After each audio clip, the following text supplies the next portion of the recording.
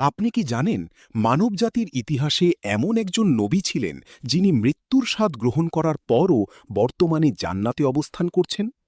এমন এক মহামানব যাকে আল্লাহ তাআলা সশরীরে আসমানে তুলে নিয়েছেন এবং যিনি আজও চতুর্থ আসমানে আল্লাহর ইবাদতে মগ্ন।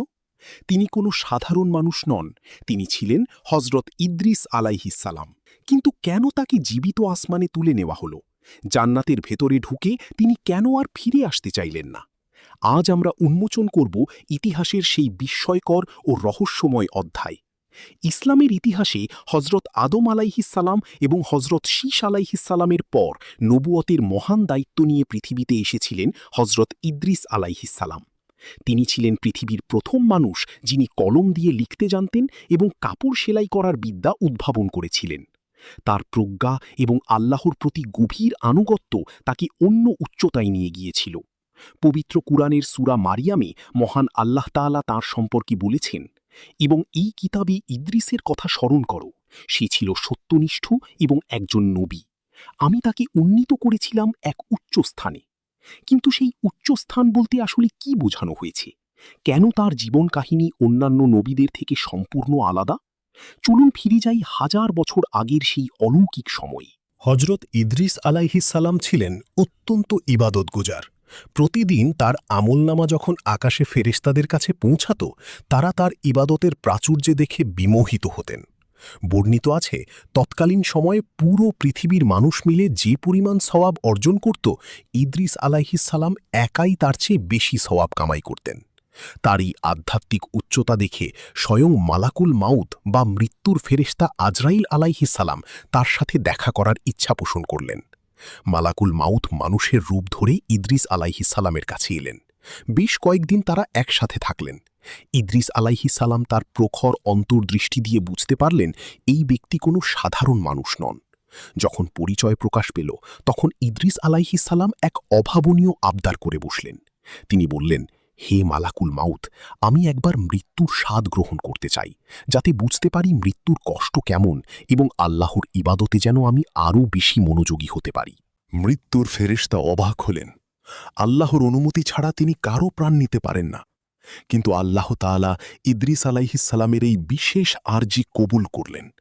এক ভয়ানক মুহূর্তের সৃষ্টি হল। মালাকুল মাউত তার জান কবজ করলেন। ইদ্রিস আলাইহিসসালাম নিথর হয়ে পড়লেন। কিন্তু কিছুক্ষণ পরই আল্লাহর নির্দেশে তার আত্মা পুনরায় ফিরিয়ে দেওয়া হল। জেগে ওঠার পর তার চেহারা ছিল বিবর্ণ। তিনি বললেন, মৃত্যুর সেই যন্ত্রণা এতটাই ভয়াবহ যে পৃথিবীর কোনো কষ্টের সাথে তার তুলনা হয় না। কিন্তু এখানেই শেষ নয়। তিনি ফেরেশতাকে বললেন, এখন আমি জাহান্নাম দেখতে চাই, যাতে আল্লাহর শাস্তির ভয়াবহতা অনুভব করে ইবাদতে আরও লীন হতে পারি। আল্লাহ তাকে জাহান্নাম দেখারও অনুমতি দিলেন। জাহান্নামের সেই আগুনের লেলিহান শিখা এবং পাপীদের আর্তনাদ দেখে তিনি শিউরে উঠলেন। তার হৃদয়ে আল্লাহর ভয় আরও দৃঢ় হল। মৃত্যুর স্বাদ গ্রহণ এবং জাহান্নাম দর্শনের পর ইদ্রিস আলাইহিসসালামের শেষ ইচ্ছা ছিল জান্নাত দেখা। তিনি বললেন, আমাকে একবার জান্নাতটি দেখিয়ে আনুন, যাতে আমি দেখতে পারি আল্লাহ তার প্রিয় বান্দাদের জন্য কি পুরস্কার রেখেছেন। মালাকুল মাউত তাকে জান্নাতের দ্বারে নিয়ে গেলেন। জান্নাতের সেই অকল্পনীয় সৌন্দর্য, মিশক আম্বরের সুবাস এবং চিরস্থায়ী শান্তির আবহ দেখে ইদ্রিস আলাইহিসসালাম বিমোহিত হয়ে পড়লেন। তিনি সেখানে প্রবেশ করলেন, জান্নাতের ফলমূল আস্বাদন করলেন। কিছুক্ষণ পর মালাকুল মাউত বললেন, হে আল্লাহর নবী, এবার ফিরে আসার সময় হয়েছে। আপনার নির্ধারিত সময় এখনও শেষ হয়নি। কিন্তু এখানেই ঘটে এক নাটকীয় ও অলৌকিক মোড়। ইদ্রিস আলাইহিসসালাম জান্নাত থেকে বের হতে চাইলেন না। তিনি বললেন, আমি এখান থেকে বের হব না।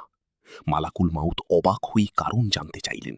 তখন ইদ্রিস আলাইহিসসালাম যুক্তি দিলেন। 1, আল্লাহ বলেছেন, প্রত্যেক প্রাণীকে মৃত্যুর স্বাদ গ্রহণ করতে হবে। আমি তা করেছি। 2, আল্লাহ বলেছেন, প্রত্যেককে জাহান্নামের ওপর দিয়ে পুলসিরাত অতিক্রম করতে হবে। আমি জাহান্নাম দেখে এসেছি। 3, আল্লাহ জান্নাতবাসীদের সম্পর্কে বলেছেন, তারা সেখান থেকে আর বহিষ্কৃত হবে না।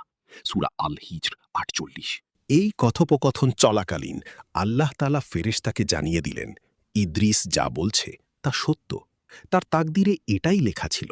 ফলে তাকে আর পৃথিবীতে ফিরে যেতে হল না, তিনি জান্নাতেই রয়ে গেলেন। এই সেই অলৌকিক ঘটনা যার কারণে ইদ্রিস আলাইহিসসালাম সশরীরে জান্নাতে প্রবেশ করেছিলেন। অধিকাংশ মুফাসসিরদের মতে তিনি বর্তমানে চতুর্থ আসমানে অবস্থান করছেন। কয়েক হাজার বছর পর যখন আমাদের প্রিয় নবী হজরত মোহাম্মদ সাল্লাল্লাহু আলাইহি ওয়াসাল্লাম মিরাজের রাতে ঊর্ধ্বাকাশে আরোহণ করেছিলেন, তখন চতুর্থ আসমানে তাঁর সাথে হজরত ইদ্রিস আলাইহিসসালামের সাক্ষাৎ হয়। তিনি নবীজিকে সাল্লাল্লাহু আলাইহি ওয়াসাল্লাম অভ্যর্থনা জানিয়ে বলেছিলেন, স্বাগতম হে নেককার ভাই ও নেককার নবী। মহাবিশ্বের এই সুবিশাল শূন্যতায় তিনি আল্লাহর এক জীবন্ত নিদর্শন হিসেবে টিকে আছেন। না তিনি পুরোপুরি মৃত, না তিনি পৃথিবীর সাধারণ মানুষের মতো জীবিত। তিনি আছেন এক বিশেষ বারজাখি জিন্দেগিতে, যা কেবল আল্লাহর বিশেষ রহমত প্রাপ্তদের ভাগ্যেই জোটে। হজরত ইদ্রিস আলাইহিসসালামের এই সফর আমাদের শেখায় যে আল্লাহর ইবাদত এবং জ্ঞানের প্রতি একাগ্রতা একজন মানুষকে কতটা উচ্চ মর্যাদায় আসীন করতে পারে।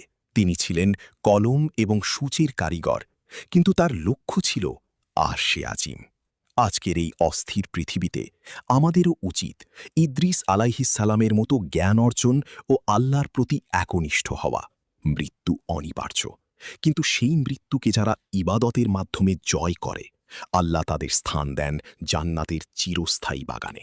মহান আল্লাহ আমাদের সবাইকে ইদ্রিস আলাইহিসসালামের মতো দৃঢ় ঈমান এবং জান্নাত লাভের তৌফিক দান করুন। আমিন।